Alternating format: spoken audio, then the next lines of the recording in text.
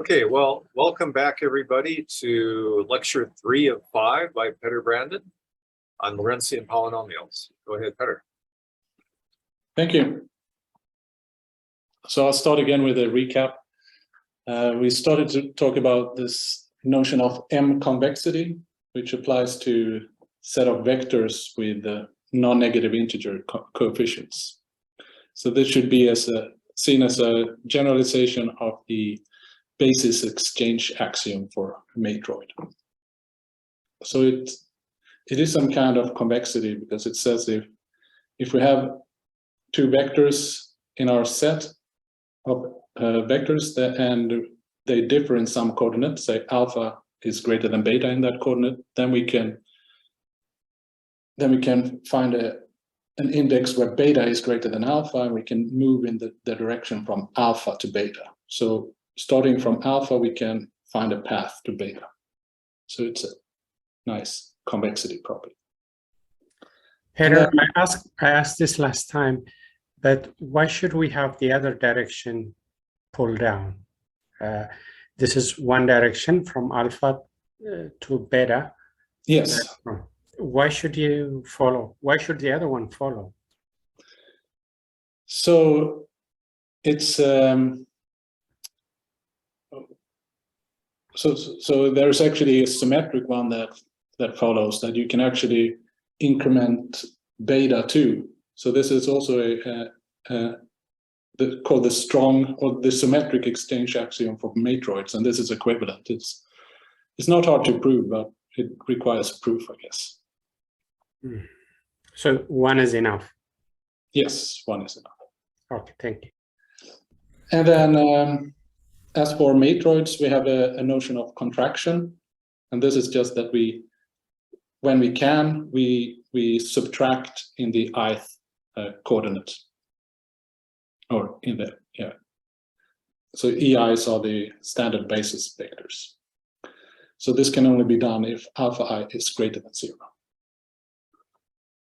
And then the notion of truncation is just that we truncate in all the directions. We contract in all the directions. And if you think about a set of bases of matroids, these are the contraction and truncation in matroid theory.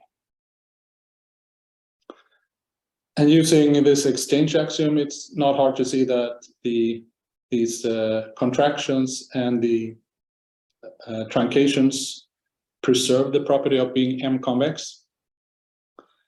But then maybe the surprising fact is that the converse is true. So if you have some sets, some set of integer vectors with non-negative coefficients, and they live in, well, all the coordinates, the sum of the coordinates are the same, equal to R for all alphas. And this R is greater than 3, so we're not in the rank 2 or rank 1 case. Then it's sufficient to know that the truncation and the contractions are M convex to deduce that M itself is M convex. And this will be very useful for us to prove that sort of the supports of polynomials are M convex. Because we have sort of and this is because of this remark here that if we have a homogeneous polynomial with non-negative coefficients, then well, maybe we should recall what the support was too. So the support, so if maybe with a different color, if f is given by some a alpha x to the alpha, then the support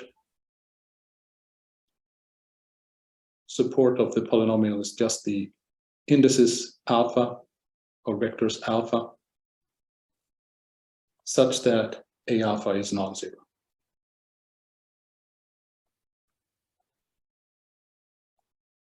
So then this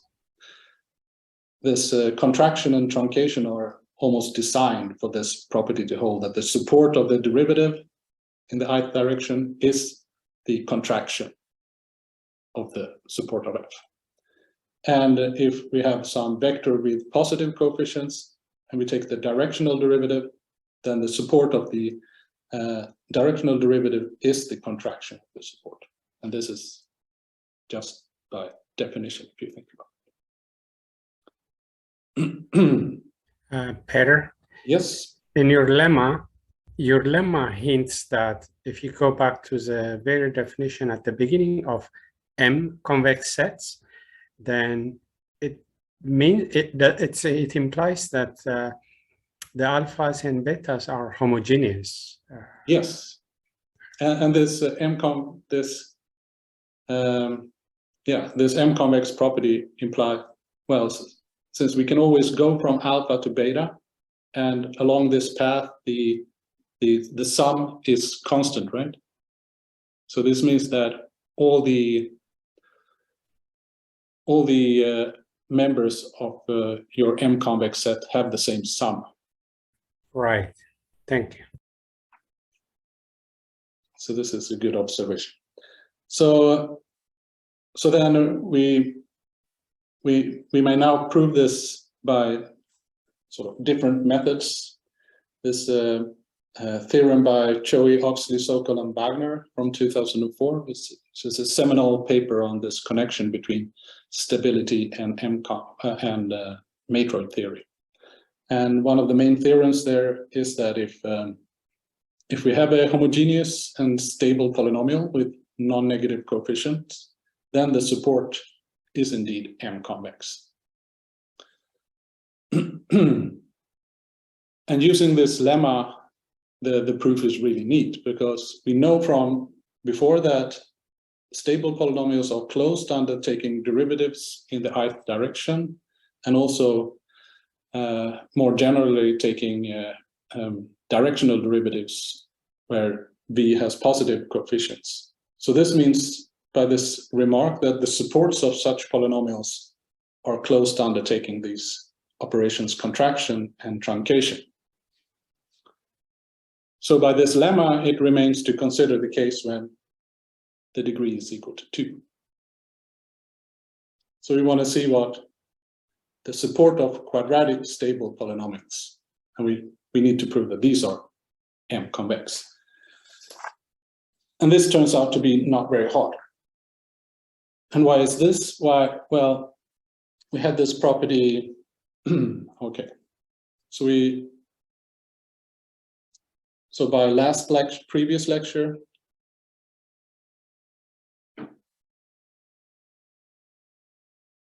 we could assume, well, we characterize these polynomials.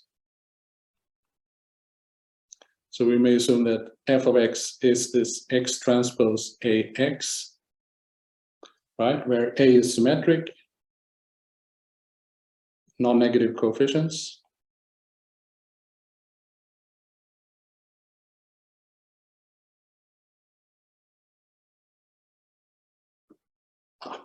Sorry. So then let's write it at a equals aij, where these aij's are non-negative, and they satisfy this condition that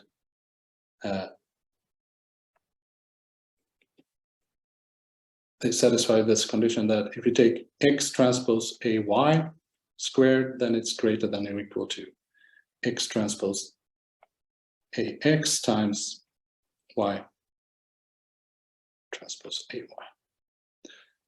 Well, for all x, say in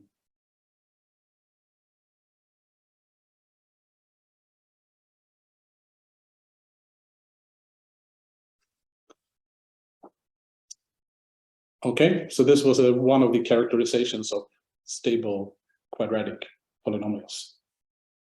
Okay, so we assume, so it's a proof by contradiction.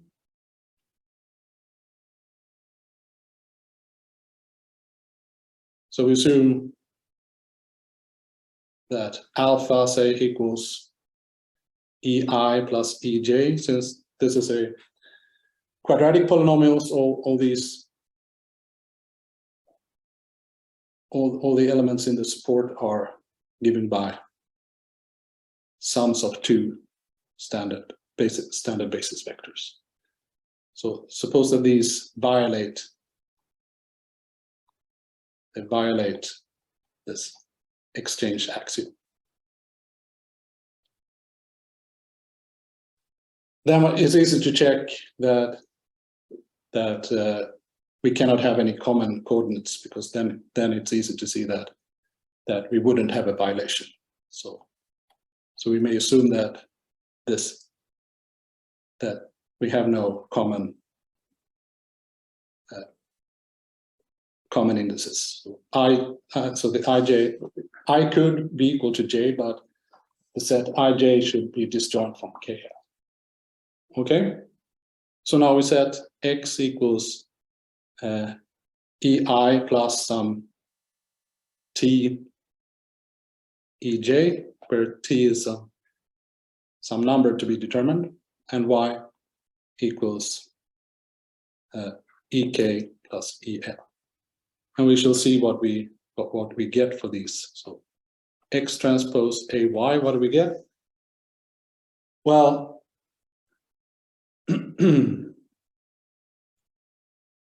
okay, sorry. So what is? So yeah.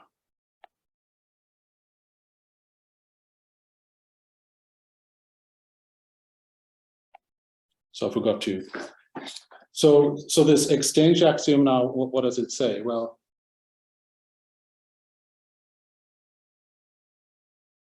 it tells us that,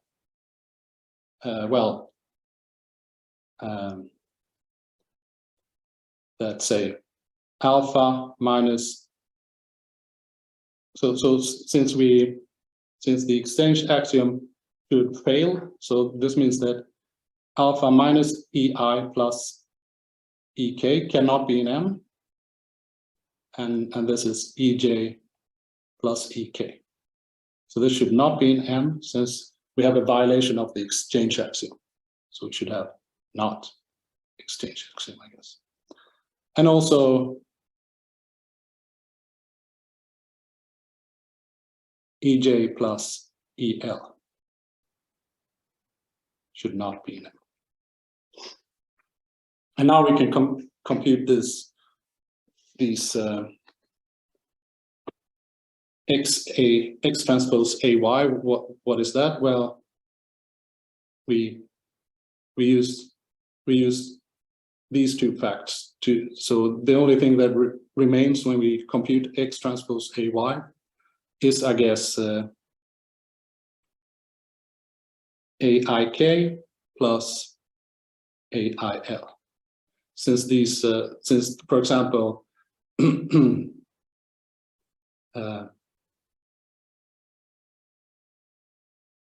yeah. So since this ajk is 0, since ej plus ek is not in the support, and x transpose ax. If we compute that, we get, well, aii plus t squared ajj plus 2t aij. And since ei plus ej is in the support, this is greater than 0.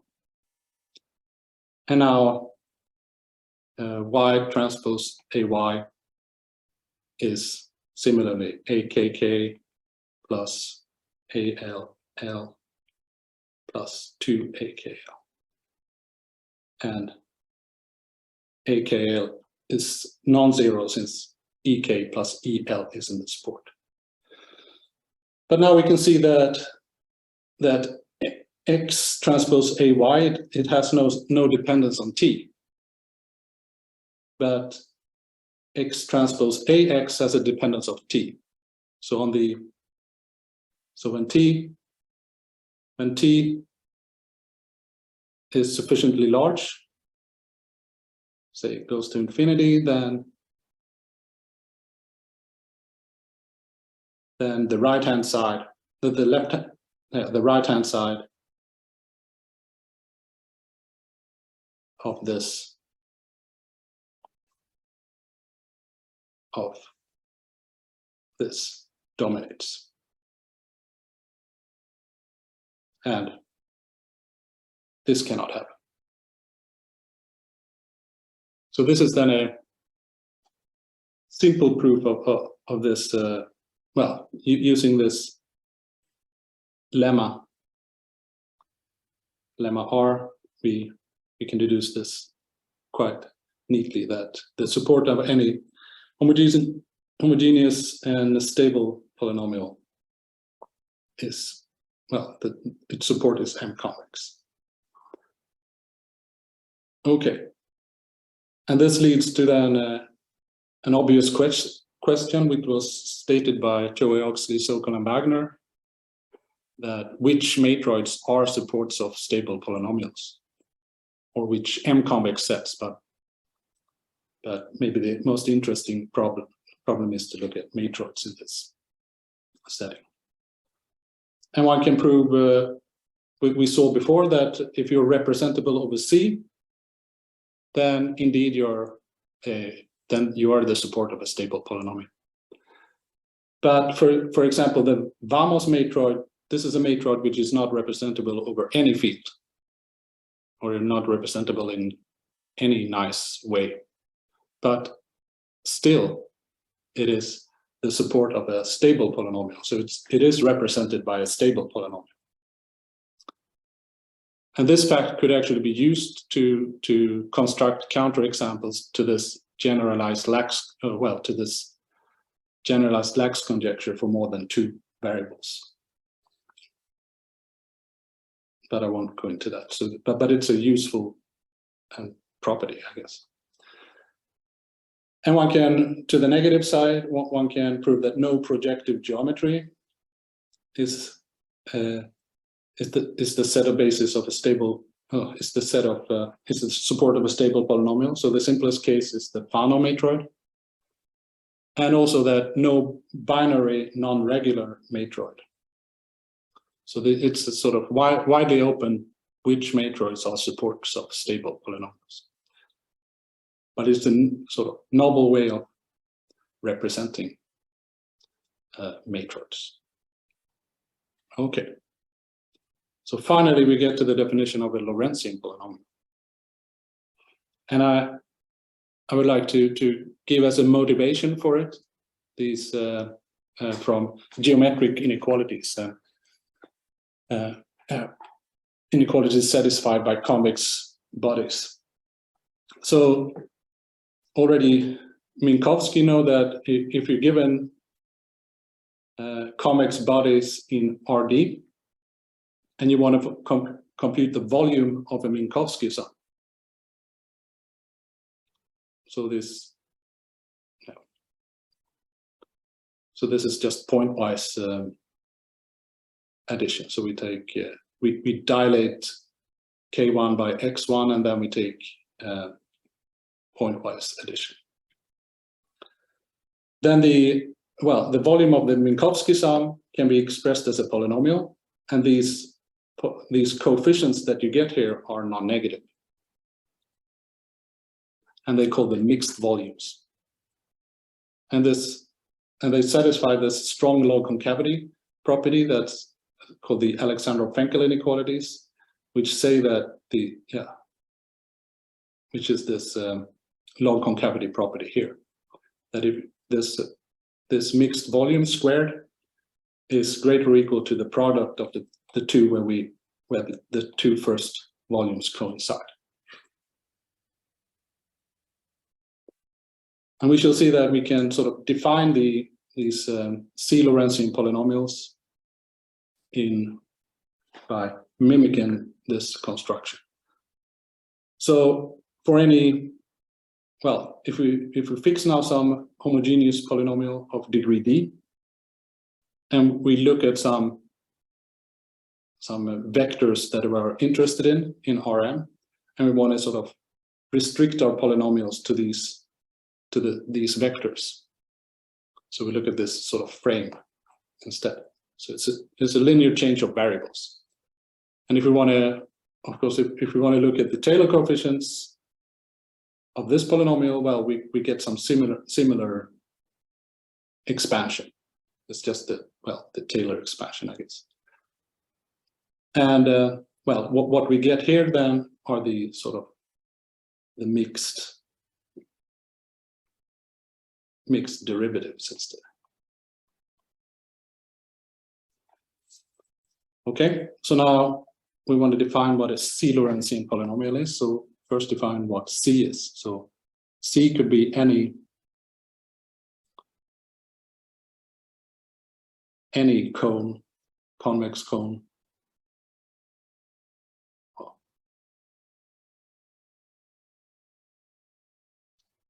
convex and open cone.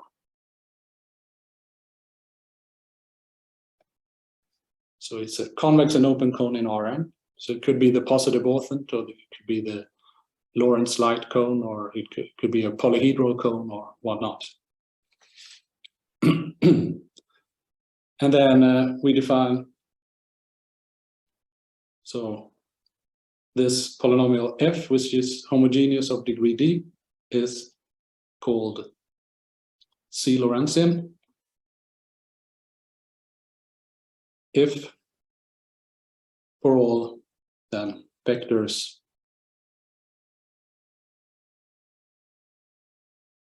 d vectors in the cone, we have two properties are satisfied. So first, the positivity property, that these mixed derivatives are positive.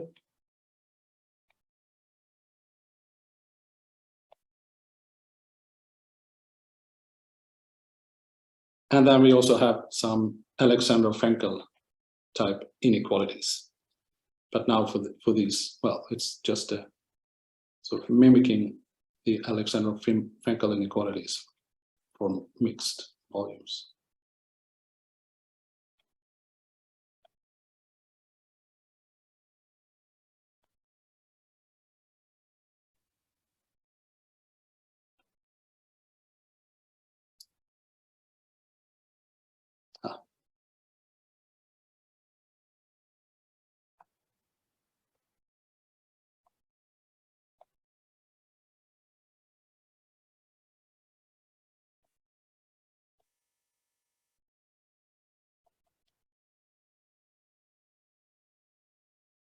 Okay, does that make sense? So it's just, well, so in one sense, it's just a sort of copying these two properties for Minkowski volume polynomials. But this is not, so you can define this a little differently. So indeed this, so we can, I don't know, so we can replace this Alexander-Frenkel definition or property with an equivalent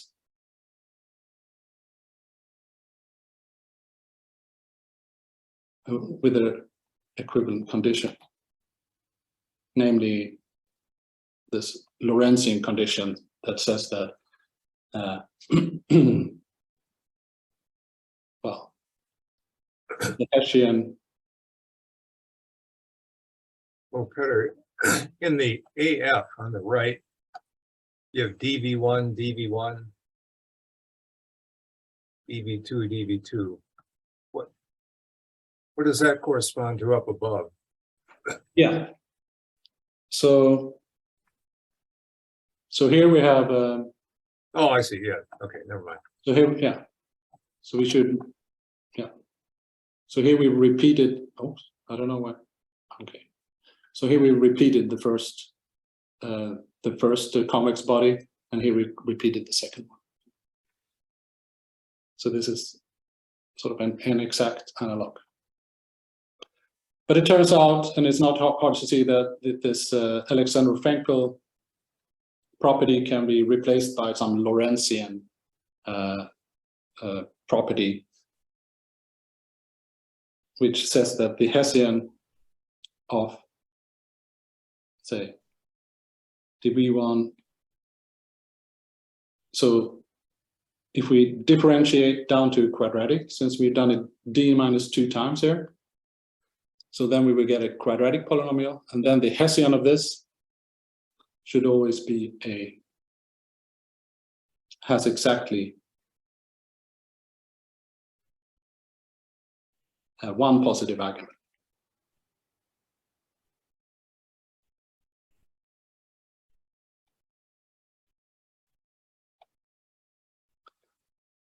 And this is sort of the proof of that is sort of the same as when we proved this characterization of stable polynomials in terms of these inequalities.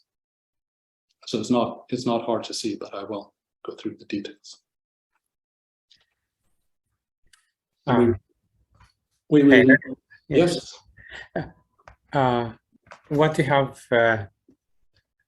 decided to do to drop it down to dimension 2, that's the Hessian consideration, is it reflected in the AF condition because you're always playing there with 2 of the directions, not anymore?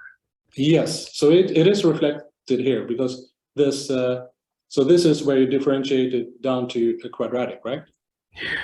But if you look at here we differentiate it down to a quadratic, and here, and well, here. So we have this polynomial here sort of appears in there. Right. So this is why these are sort of equivalent. I see. And do you need exactly 1 positive eigenvalue or at most 1? Exactly 1, because well, in this definition we don't allow for the. So since we have this positivity condition here, it cannot be identically 0. So this guarantees that we have at least 1 positive eigenvalue. True. We could actually, it would be equivalent if we said at most 1, but yeah. So we have a special name for. So if C then is the positive orthant, then we say that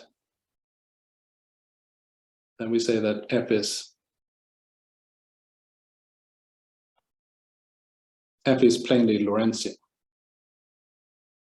And this was the class of polynomials that Junha and I studied. But they were previously under different name considered by Leonid Grubitz, and he called them completely log concave or something like that. Okay, but he didn't have this definition. Okay, so in this case, as we saw before, this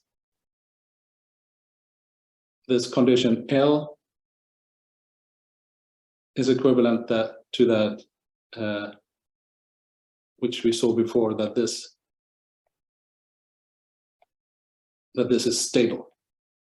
That if we differentiate down to a quadratic, then the polynomial is stable. So we see here that sort of the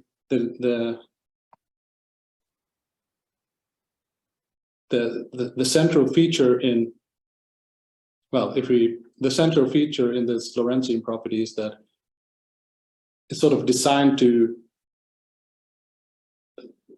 so that everything interesting happens for degree 2 polynomials. So it's sort of a recursive definition that, so this by definition, this class of C Lorentzian polynomials is closed under taking derivatives with respect to the, well, in direction of this cone, and it's inductively sort of defined in terms of the quadratics that you get when you differentiate down to a quadratic, that it has this Lorentzian signature, that it has exactly 1 positive eigenvalue. So, and this goes hand in hand with this lemma on M-convex sets, which says that every, the M-convex sets are the ones that when you take truncations and contractions down to a degree, well, a degree rank 2 rank 2 set, then this should be M-convex, or have this M-convex. So we will see that we can, there's a parallel story between Lorentzian polynomials and M-convex sets, and actually Lorentzian polynomials characterize M-convex sets in a very nice sense. So, well, what we observe now, well, since stable polynomials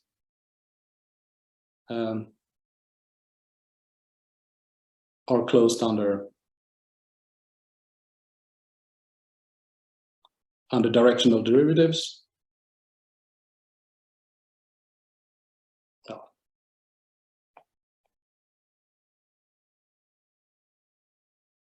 We see that this and also if f has positive or has non-negative coefficients,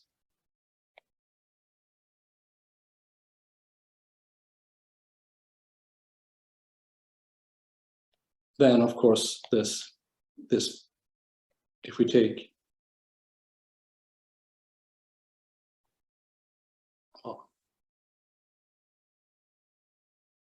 if f is not identically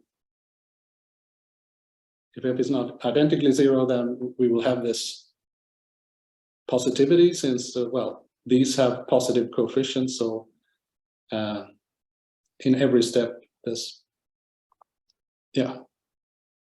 So we will get that these mixed derivatives are positive, and also this L is satisfied too.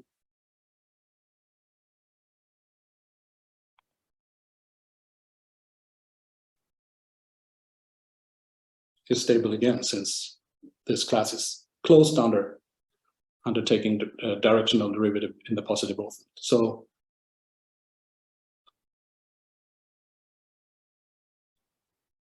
it follows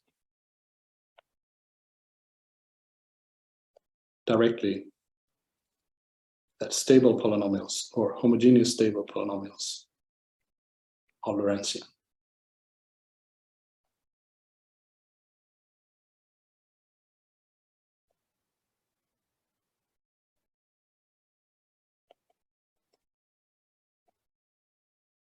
So it's sort of, the Lorentzian property is sort of designed to be a relaxation of the of being a stable polynomials. So the only interesting thing happens for the quadratic. So one way of defining the Lorentzian polynomials is that polynomials with non-negative coefficients,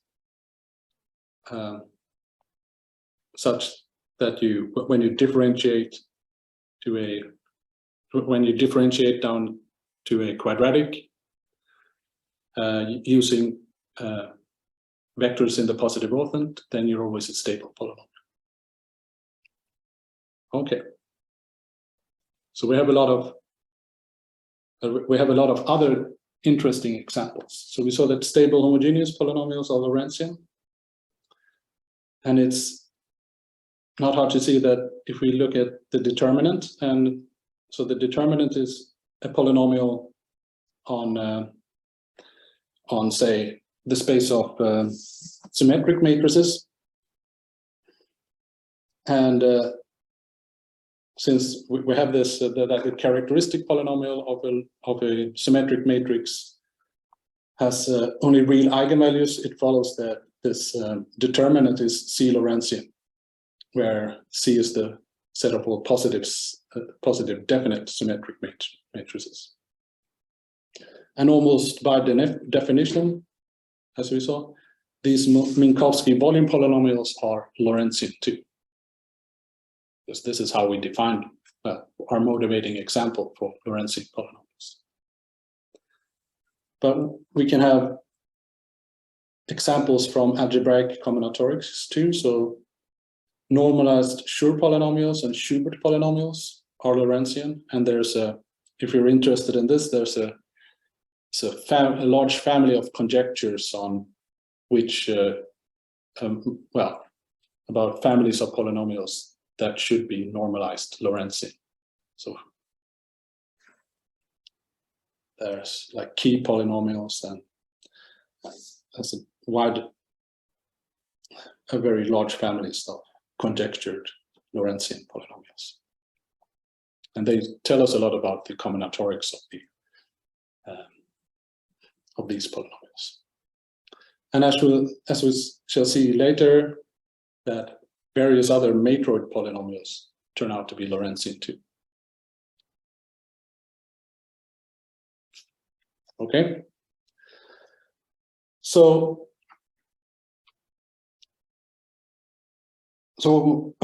one useful thing of these C Lorentzian polynomials is that, well, we want to use them as a tool for proving log concavity. And this is where this Alexandrov-Frenkel inequalities come in. Because if we say restrict our polynomials to 2 vectors in the cone, in the closure of the cone, say, then if we do this, if we look at the Taylor coefficients, they will be these mixed, well, we will just have 2 different vectors. So if we collect them all, we do this in D choose K ways, and we will get a mixed derivative here. And the Alexandrov-Frenkel inequalities then say that these coefficients AK here are going to be log concave. So this gives us a way of proving log concavity of sequences. We just have to come up with a multivariate, some natural multivariate polynomial that specializes to our bivariate polynomial, where these numbers AK appear. Peter? Yes? And from this Lorentzian, in particular, the AF implies the log concavity, but does it imply ultra log concavity? Yes, this is the ultra log concavity, right? Because, well, it's the ultra log concavity of The this whole thing, yeah. coefficient. Mhm. So it is ultra log concavity, depending on how you see it. So in the application to Mason's conjecture, we will see that this will give ultra log concavity, but in the application to the characteristic polynomial, we will see that it will only give log concavity then, because then the coefficients will actually be these AKs. I see. Yeah. And also just a lot of positive examples. Do we have a non-example of a Lorentzian? Yes, a non-example would be, so non-example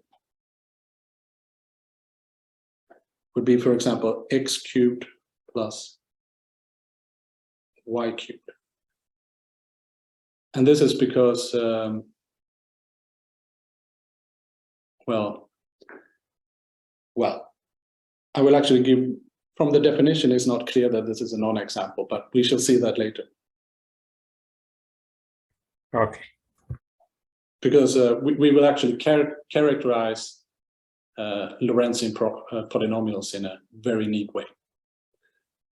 So, yeah. So from the definition here, it's maybe hard to check a priori if a polynomial is Lorentzian or not, because you have to check all these mixed derivatives, and this should satisfy this Alexandrov-Frenkel inequalities. But well, we could give, of course, so a quadratic polynomial is Lorentzian if and only if it's stable. So we can give sort of non-stable quadratic non-examples, but we'll give better examples later. Okay. Maybe is it missing because it's missing another homogeneous term? yes, that will be the reason. Mhm. Because it's, well, the reason is that the support of this is not M convex. And it turns out that the support of any Lorentzian polynomial is M convex. Mhm. Yes. So how does so now we need to know how a rank 2 M convex set looks like. So rank 2 meaning that the sum of the entry, well, the coordinates of the vectors in the M convex set are equal to, the sum is equal to 2. Well, so first, if we just look at 0, 1 vectors, then this is the same as being the set of bases of a matroid. But then we can look at the parallel classes of the matroid. So the parallel classes are all the, so two points are in the same parallel class if they're parallel. And this is an equivalence relation, so we may collect all the, so we may collect all the elements in E in the parallel classes. And from the definition now, since since two vectors in different parallel classes are not parallel, they will be in the support, or they will be there will be a basis. So this is going to be a sort of a complete graph between, well, multipartite complete graph. So all the elements in the different parallel classes, if we sum EI from here and EJ from there, then it's going to be in the support, or it's going to be a basis. But then we also have the loops that are not in any base. So this is how the, well, the rank 2 matroids look like. And it's not, from this we can also deduce how they look like, how any M convex sets of rank 2 look like, because we only have these special elements where, well, 2ek is in our M convex set, but if we have such an element, so if 2ek is in the M convex set, and then we can take any other element in the M convex set, say EI plus EJ, and then this exchange axiom says that, well, EJ plus EK and EI plus EK is going to be in M for any INJ. So if we form this set T of all these elements for which 2ek is an M, then this is going to be, well, from this property now that this is going to be complete, well, all of these EI plus EJ in T will be in the M convex set, but they will also connect to any other. And if you restrict to 0, if you restrict to if you delete T, then we will get the same picture as before. So the only difference is that we add a new set T and we connect it to everything else in the matrix. And this is going to be important because this says that if we disregard the loops, which is doesn't play any role in the M convex set, they're not active, so to speak, then this we will have a strong connectivity here. We can go from any vertex to any other vertex and remain in the support. And this is going to be important for this Perron-Frobenius theory that I'll remind you of. But we should remember this picture, how the M convex sets of degree of rank 2 look like. Okay, so we'll use some linear algebra that are usually called Perron-Frobenius theory, that usually consider non-negative matrices. but we relax it a little bit by allowing diagonal entries could have signs, so it could be negative. So we call a matrix regular, a real symmetric. Well, no, they don't have to be symmetric, but the examples that we have will be symmetric. But a matrix is called regular if all off-diagonal entries are non-negative. So we only are allowed to have negative entries on the diagonal. And then we have this connectivity property that for any distinct I and j, there is a path from going from I to j, so that the corresponding entries are all positive.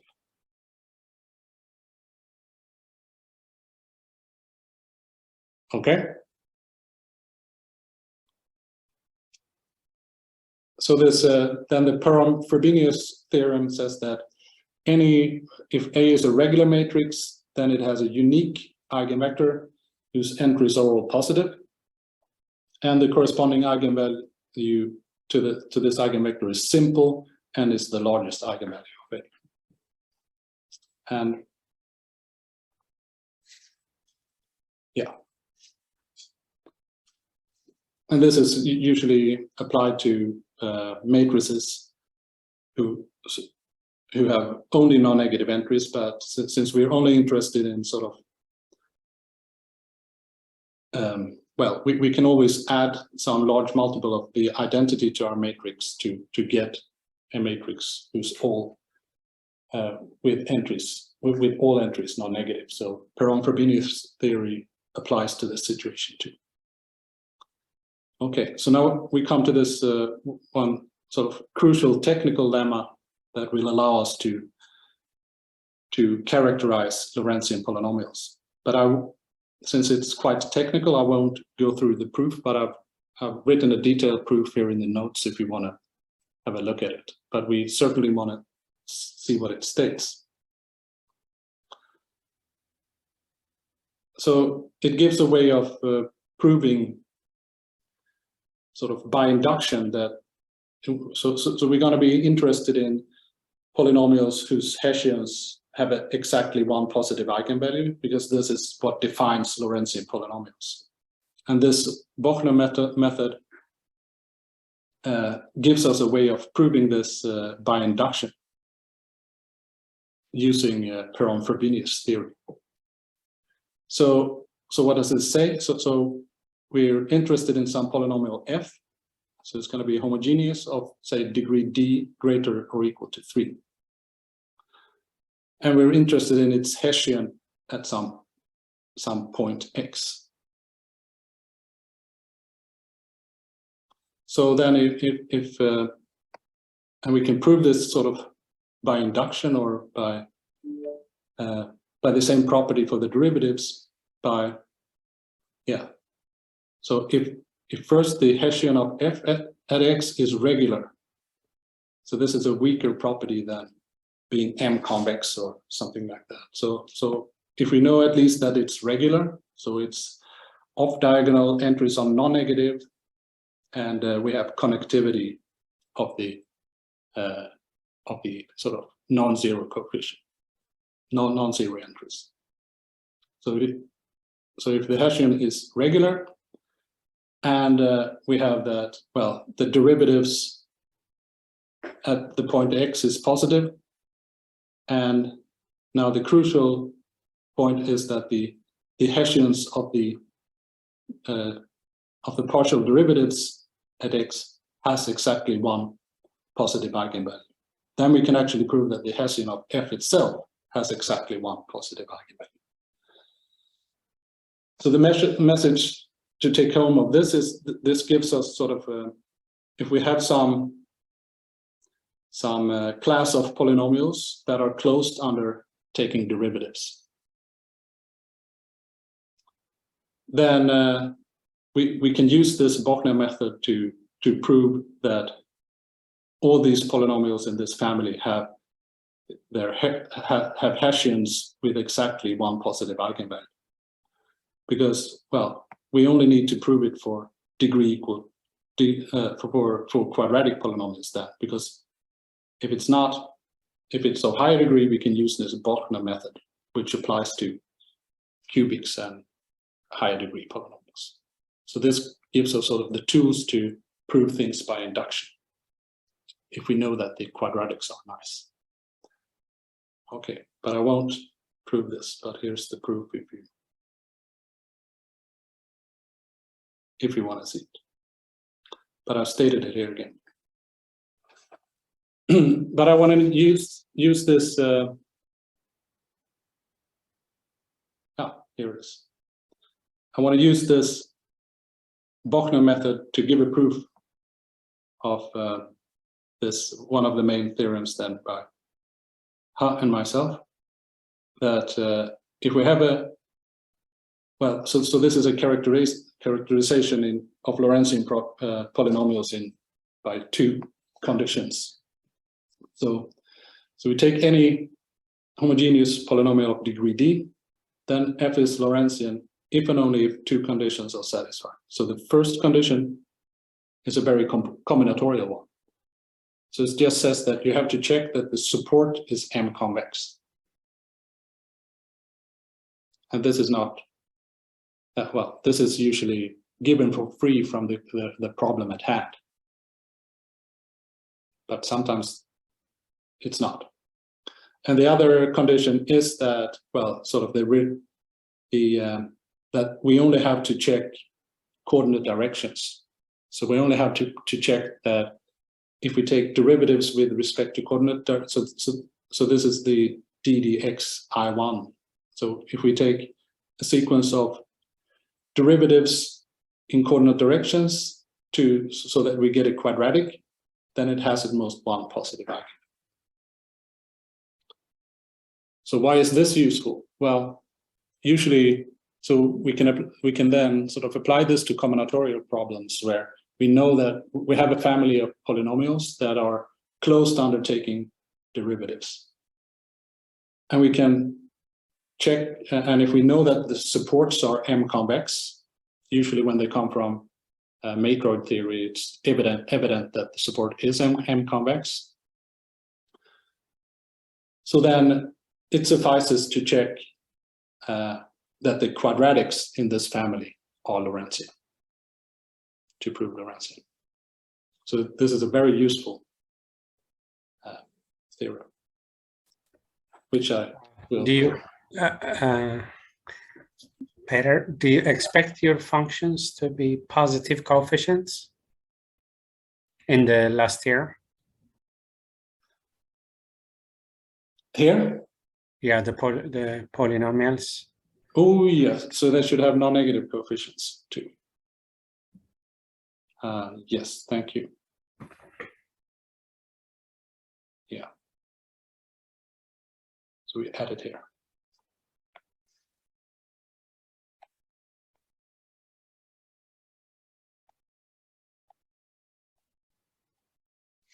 Thank you. Yeah, so it should have non-negative coefficients. Okay, so we want to apply this Bochner method, and it sort of says something similar, right? It will give one of the directions. Okay, so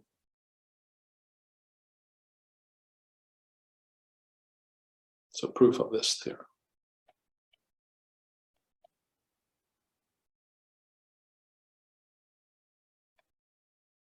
So we need to, well, there are two directions. So the first direction, meaning that if we're Lorentzian, then we want to prove that these two conditions hold. So one is actually for free. So this is actually for free, since we know that if we had positive directional derivatives, well, directional derivatives with for vectors with positive coefficients, then this is always true, and this is sort of the closure of that property. So we know that Lorentzian polynomials is a closed property, so then L has to be true. So this is Yeah. So L. Okay. So we assume that F is Lorentzian.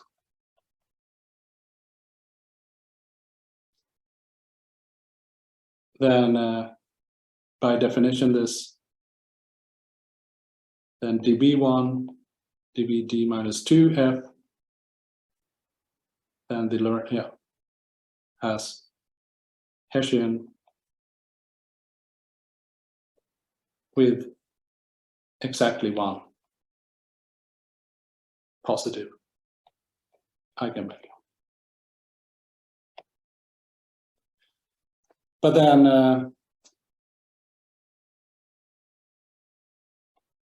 then by continuity,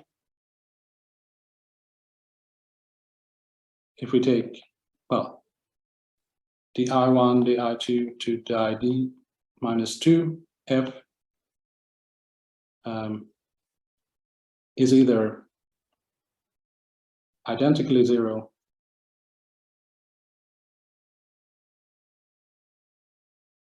or, well, since we can always write this as a limit of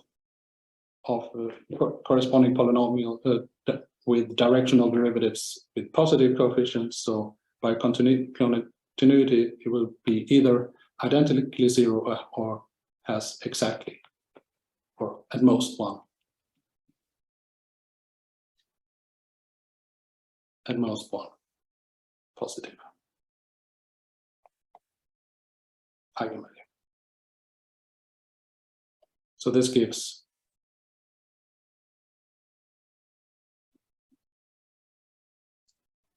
this L. Okay, so for M now, so we need to prove that the support is M convex. So this is induction. We can now prove this by induction over M using this lemma on. So it's induction over D, where D is greater or equal to 2. So the case, so if D is 2, then F is stable, right? So the degree 2, the quadratic Lorentzian polynomials were stable. So then F is stable. So the support F, the support of F is M convex, which we proved before, right? This was what we proved 20 or 30 minutes ago. But now we know that by definition, the class of, well, Lorentzian polynomials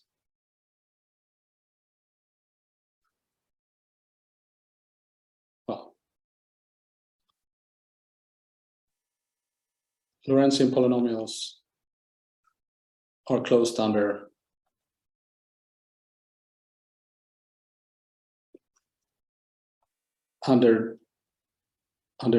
these dBF, where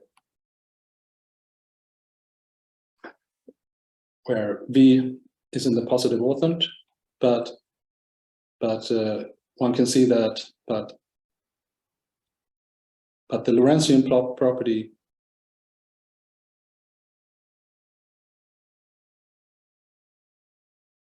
is actually closed. It's not hard to see that this is a closed property. So if you have a limit of Lorentzian polynomials, then the limit is either identically zero or is Lorentzian again. So these DIF is either identically zero or Lorentzian if F is Lorentzian. So hence, so we deduce that the supports, all possible supports of Lorentzian polynomials are closed under these truncations and contractions, under these contractions and truncations. And this proves, so M follows from this lemma that we called R, which was this lemma that tells you if we have a set of vectors with non-negative integer entries, which is closed under, well, such that, so so that all the contractions and delete and truncations are M convex, then it's this set is M convex itself. So by induction, we can assume that all of these are M convex, and this is M convex. So then it follows now by induction from this lemma R. So this is by induction. And I guess I won't have time to do the other direction now, right? Or should I do it? Or we could just delay that till next time, I guess. Yeah, but it's, yeah, okay. I mean, if it's quick, it's fine to go ahead. Well, it uses this, okay, maybe I'll do this next time instead, so we proved one direction, that if we have a Lorentzian polynomial, then the support is M convex, and we have this L property too. So now we need to prove the other direction, that if we satisfy these two properties, then it's Lorentzian. And for this, we use this Bochner method, and it's sort of designed to do this. Mm-hmm. But I can give you the details next time instead, on Thursday, I guess. And once we have this theorem, we can sort of go on to then this Mason's conjecture, for example, would be a simple corollary of that, because the corresponding polynomials are closed under taking derivatives, and the supports are always M convex. So we need to prove something for quadratic polynomials, and that will be simple. So it more or less follows right from that theorem. Yeah. It's Mason's conjecture. Okay. So that will be sort of what we'll do next time. And I'll also show how this also characterizes M convex, well, M convex sets, and it characterizes matroids then. So it follows from this also that all that M convex, so of course the support of any Lorentzian polynomials is M convex, but the converse is also true, that if you take the sort of the exponential generating polynomial of an M convex set, then it's going to be Lorentzian. So it sort of characterizes M convexity in a nice way. But maybe I should stop there. Okay, great. Let's thank our speaker. Very nice. Any questions for Petter? This is kind of far out, but I'll ask it anyway. So for this M convex condition, you're essentially looking at paths in the direction of roots from the type A root system. Has anybody thought about if you use other root systems, do you get anything interesting? That's a very good question. And I know that people are looking at that right now because they want sort of, for other reasons, I think type D, so you could sort of define what a type D M convex set is. Sure. And I think that sort of comes naturally into certain problems in Hodge theory too. Cool. Neat. Very nice. Thanks. Yeah. Talk. Would that connect to the type D Lorentzian polynomials in any way? I don't know. Yeah, but yeah, so I think a lot of people want to sort of extend this to other cones. But we already have sort of an extension of Lorentzian polynomials to other cones, but also this M convexity. And maybe they align in some way, but this is sort of unexplored territory. A lot of it. Okay. Well, thanks, everybody. We'll see you on Thursday. Yes.